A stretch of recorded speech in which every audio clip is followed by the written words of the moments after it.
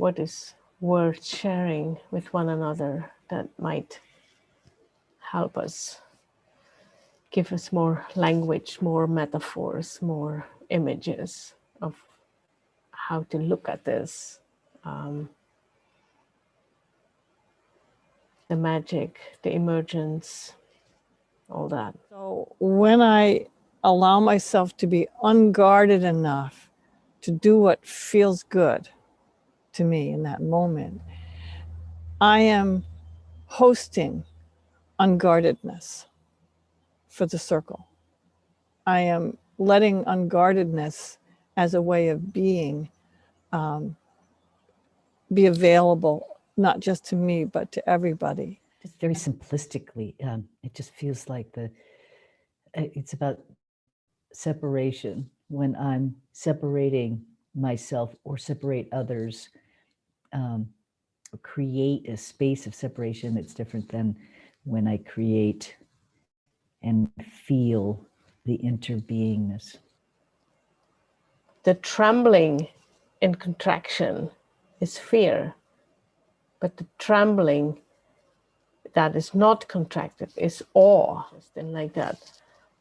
What else could it be? Or that kind of, wow.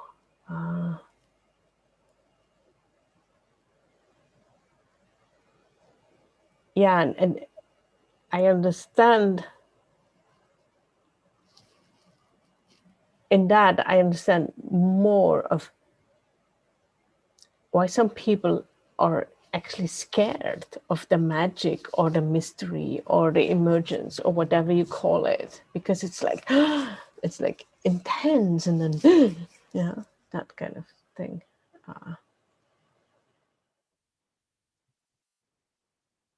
This gel moving between fear and awe. This gel. I think that the more exquisite things that I take out from our sharings is the kind of relation that get established among, let's say, someone hosting a space, but also all the participants, but I'm seeing it more from the hosting position. It is like holding the space, holding the field. And at a certain point, the field start to have a dialogue with the host.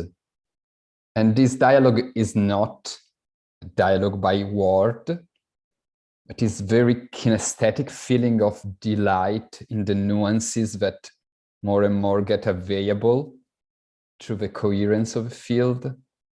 And that is the door to a deepening, but of something that was already there.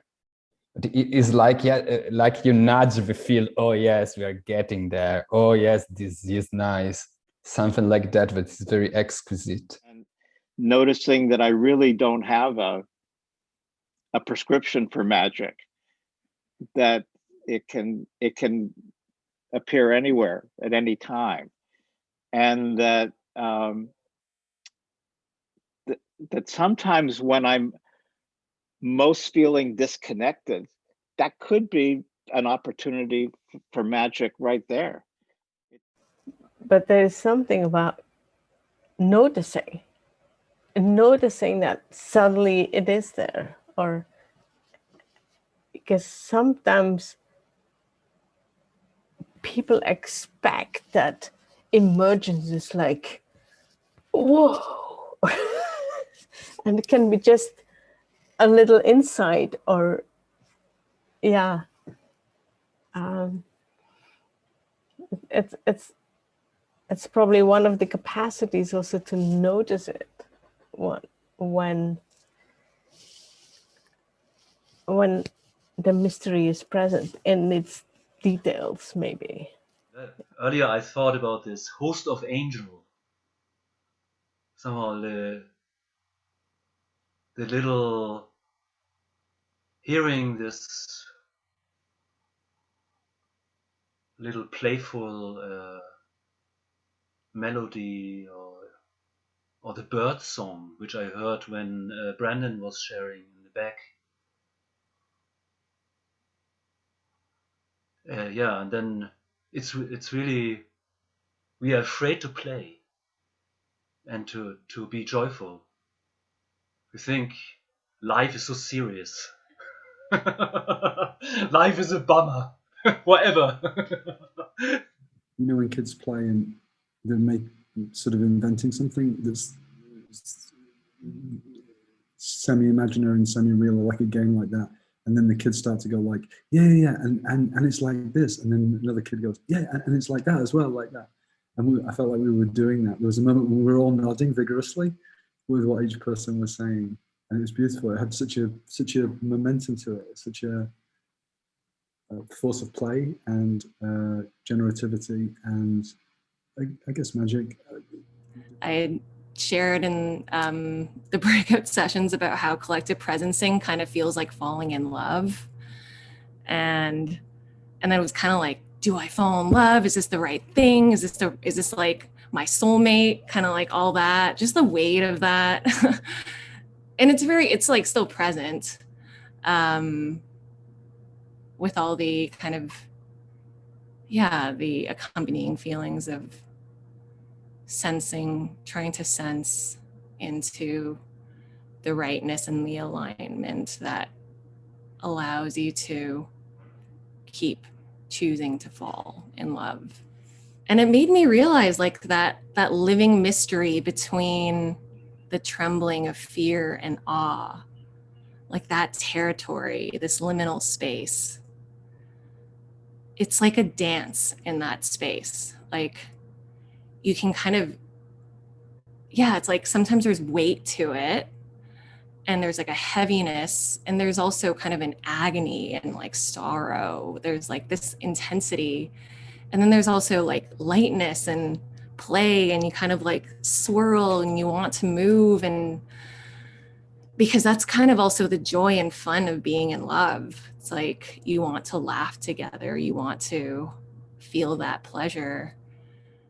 The word that like, for another practice, we call it playful reverence. Like, how do you invite playful reverence with magic, where you respect it and you receive it, and it's like, again, moving and mysterious, but then also like you can play with it. There's kind of like a trickster energy to it too, and it's inviting you to participate. That were beautiful words.